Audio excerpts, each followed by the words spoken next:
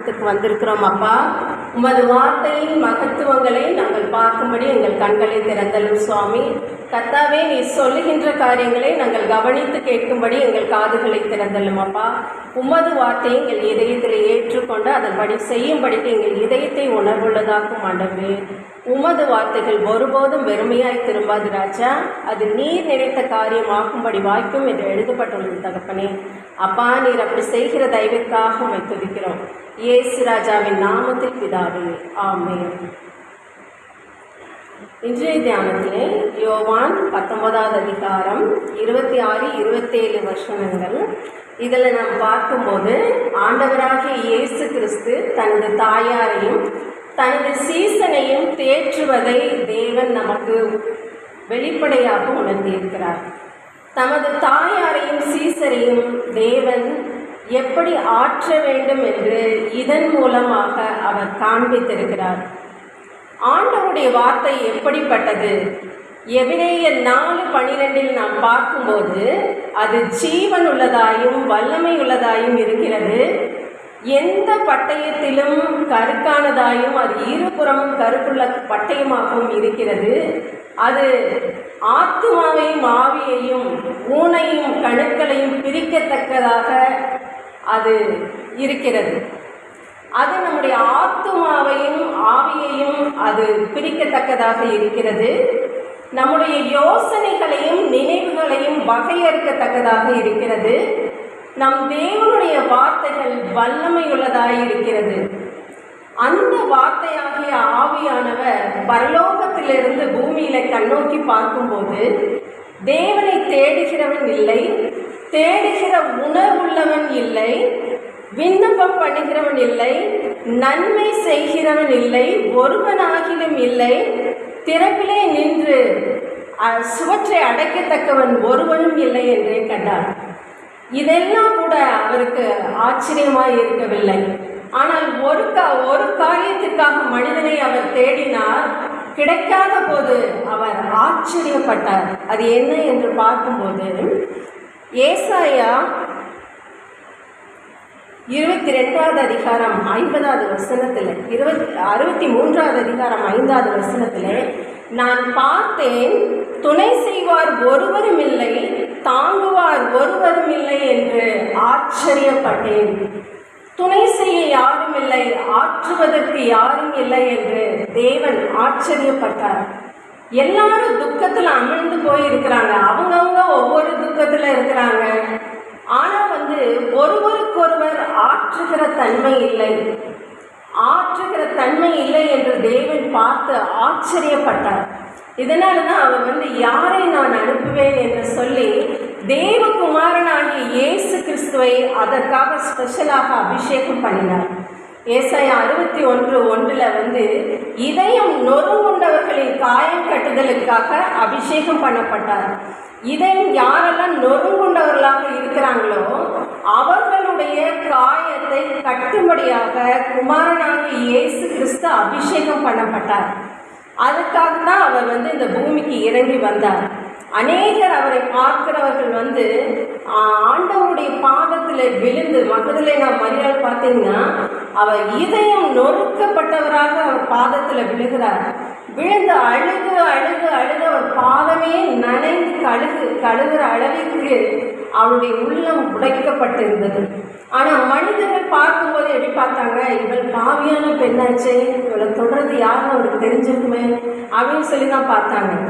ஆனால் ஆண்டவர் அவருடைய இதயத்தை பார்த்தார். பார்க்கும்போதே இதயத்தை பார்க்கும் தன்மை உடையவர் அவர்.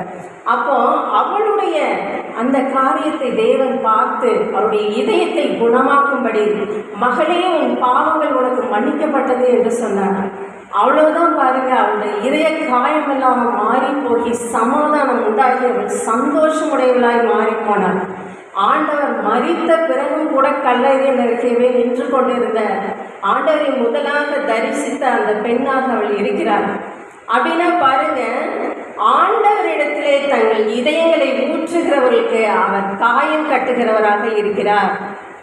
இதற்காகவே தேவன் அவரை தெரிந்து கொண்டார்.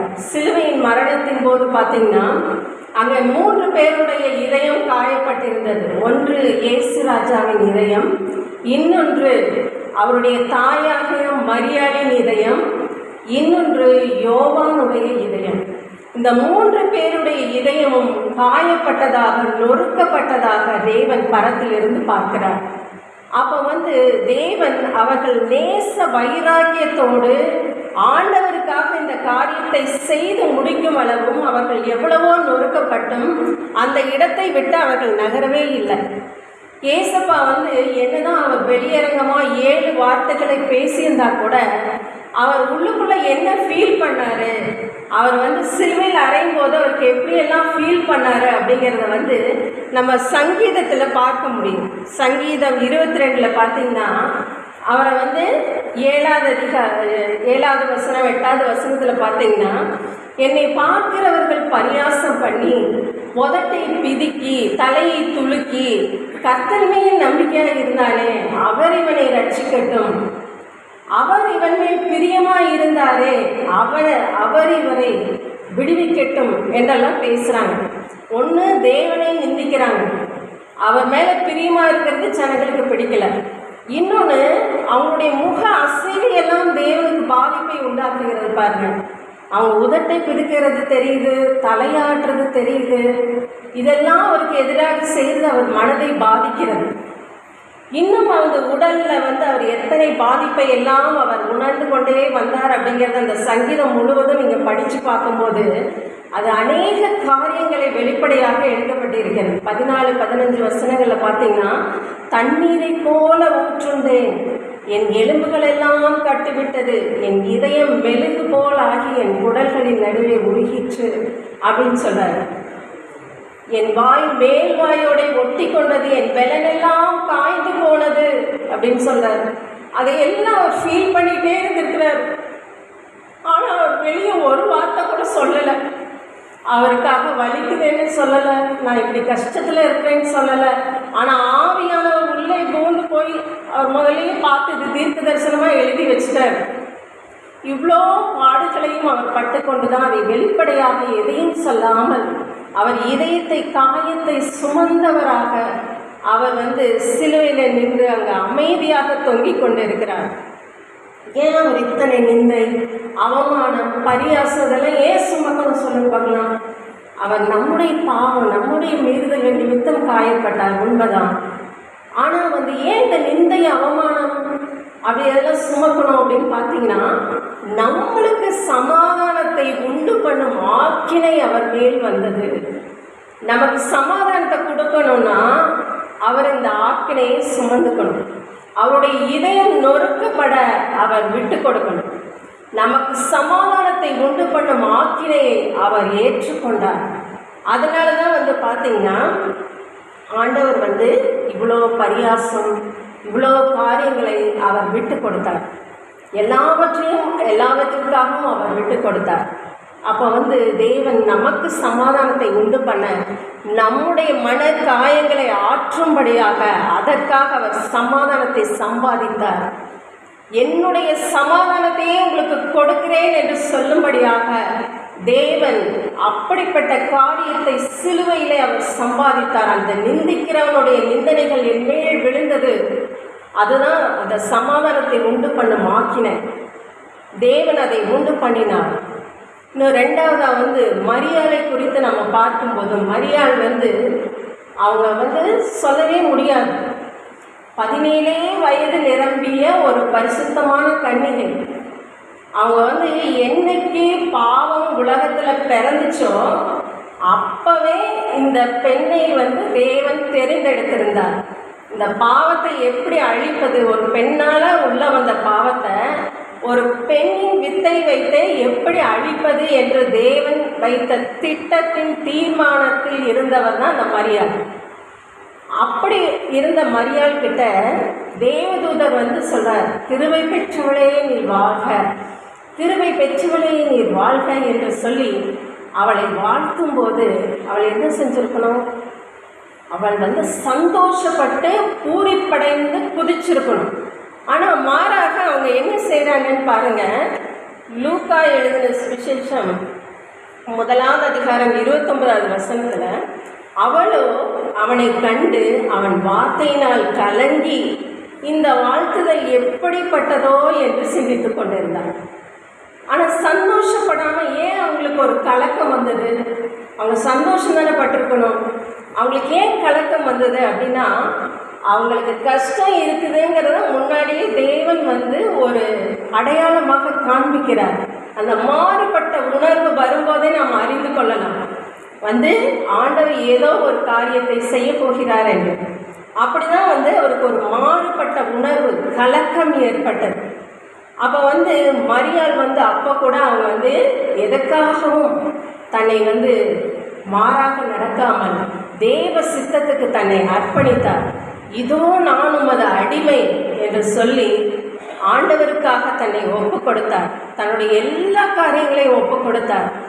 அதனால் ஆண்டவர் அவரை அந்த திட்டத்திற்கு அவர் முன்குறித்தபடியே அவர் நடந்து கொண்டார்.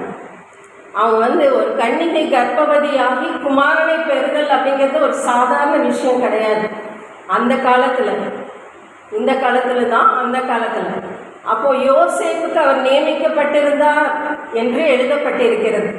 யோசேப்புக்கு பதில் சொல்லணும், அவங்கள ஃபேஸ் பண்ணணும், இன்னும் அவங்க குடும்பத்தை ஃபேஸ் பண்ணணும், இன்னும் சமுதாயத்தை ஃபேஸ் பண்ணணும், சபையை ஃபேஸ் பண்ணணும். எல்லாத்தையும் இந்த சின்ன பெண் ஃபேஸ் பண்ணணும்.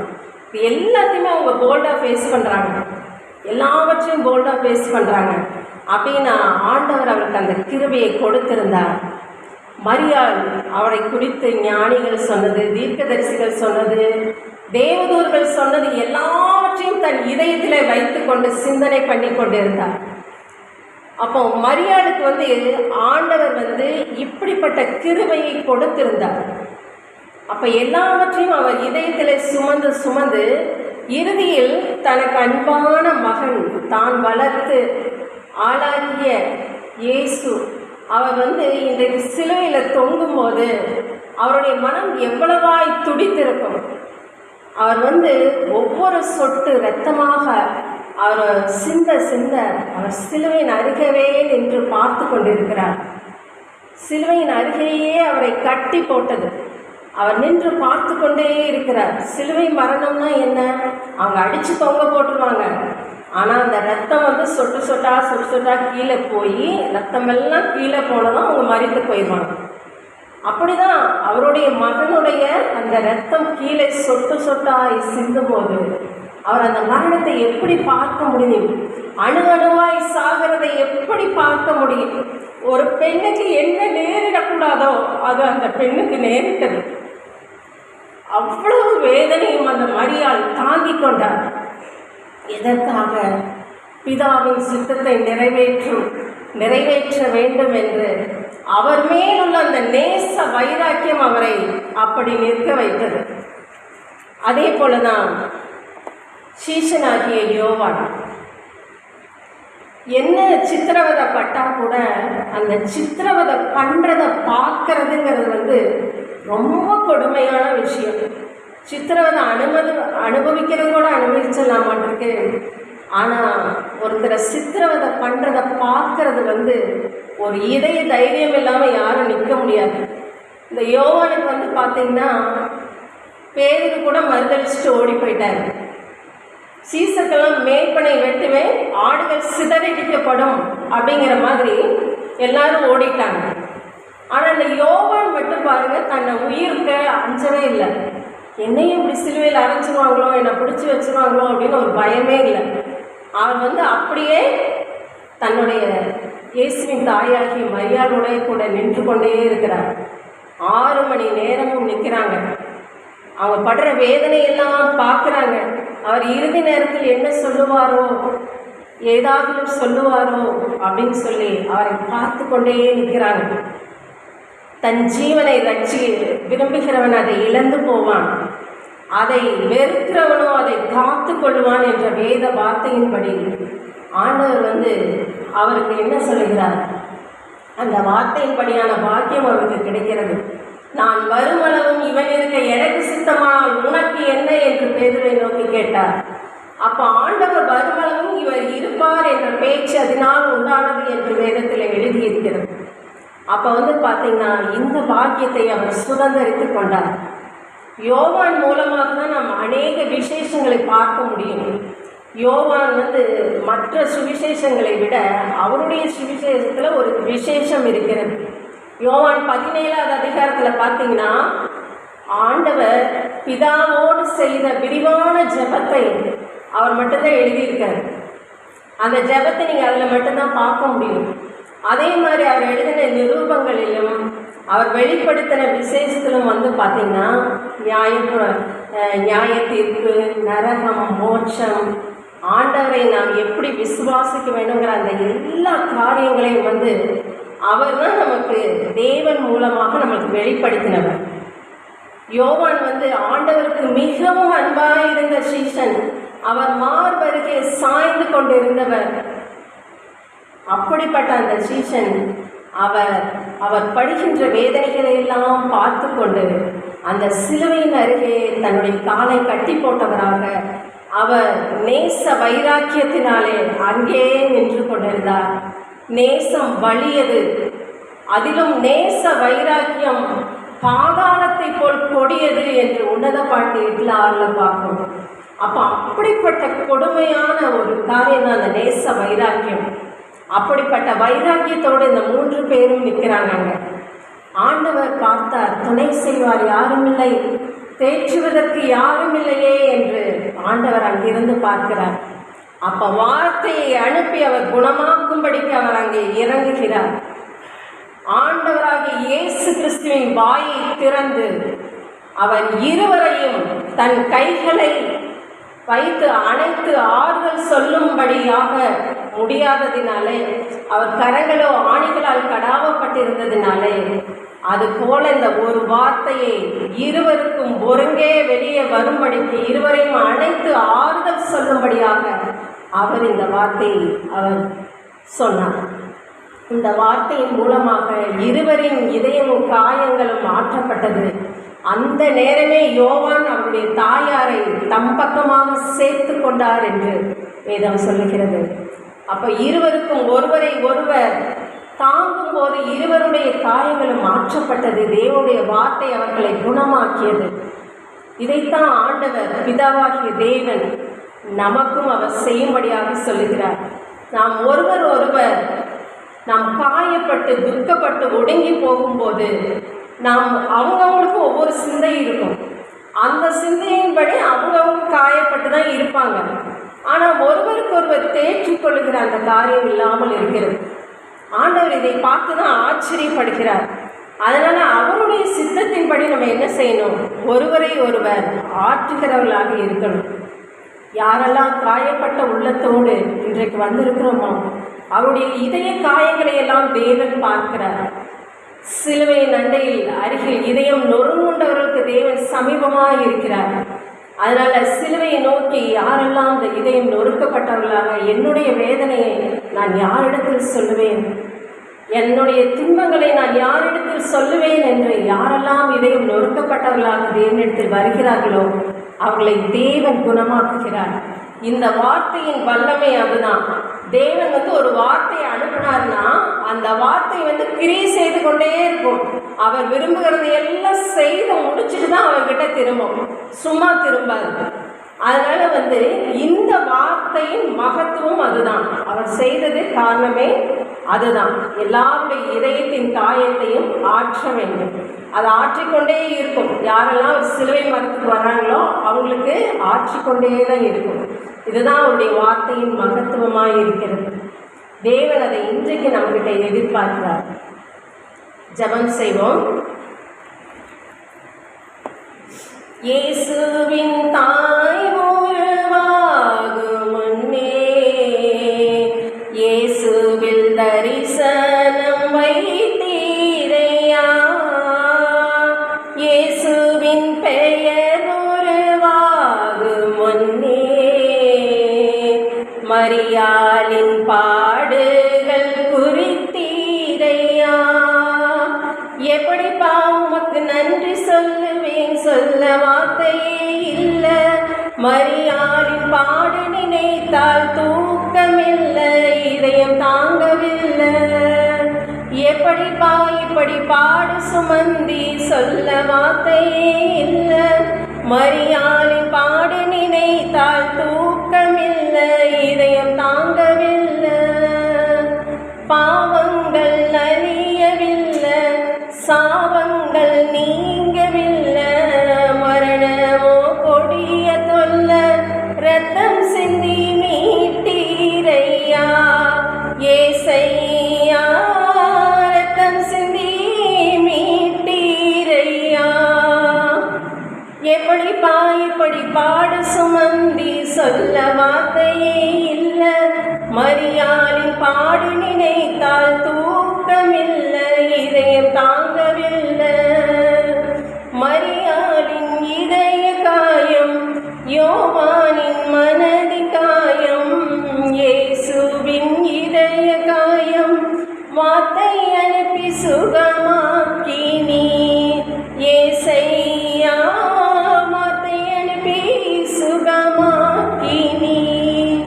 இப்படி பாடு சுமந்தி சொல்ல வார்த்தையே இல்ல, மரியாளின் பாடு நினைத்தால் தூக்கமில்லை, இதயம் தாங்கவில்லை, இயேசுவின் தாய் உருவாகும் முன்னே இயேசுவில் தரிசனம் வைத்தீரையா, இயேசுவின் பெயர் உருவாகும் முன்னே மரியாளின் பாடுகள் குறித்தீரையா. துயரப்படுகிறவர்கள் பாக்கியவான்கள், அவர்கள் ஆறுதல் அடைவார்கள் என்ற வார்த்தைப்படி சுவாமி, இதயம் நொறுங்குண்டு நறுங்குண்டு கர்த்தாவே வந்திருக்கிற ஒவ்வொரு ஆத்மாவையும் நீர் புறக்கணிக்க போவதில்லை அப்பா. தகப்பனே, நாங்கள் நொறுங்குண்ட இதயமுள்ளவர்களாய் இடத்தில் வரும்போது நீர் எங்களுக்கு சமீபமாய் இருக்கிறீர் அப்பா. உம்முடைய ஆறுதல்கள் எங்களை தேற்றுகிறது சுவாமி. கர்த்தாவே, என்னுடைய சமாதானத்தையே உங்களுக்கு வைத்து போகிறேன் என்று சொல்லிடப்பா. அப்படிப்பட்ட சமாதானத்தை இன்றைக்கு யாரெல்லாம் நொறுங்குண்ட உள்ளத்தோடும் இடத்தில் வந்திருக்கிறார்களோ அவர்கள் ஒவ்வொருவருக்கும் கொடுப்பீராக. இயேசுவின் நாமத்தில் ஜெபிக்கிறோம் பிதாவே, ஆமென்.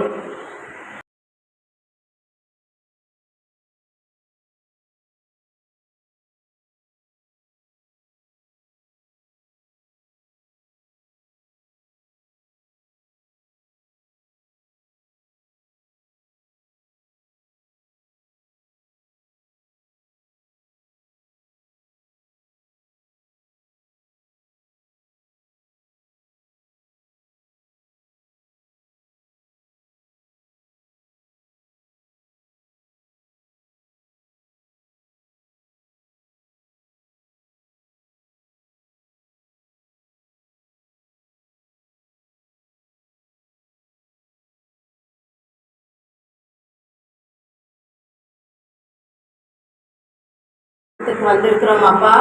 உமது வார்த்தையின் மகன்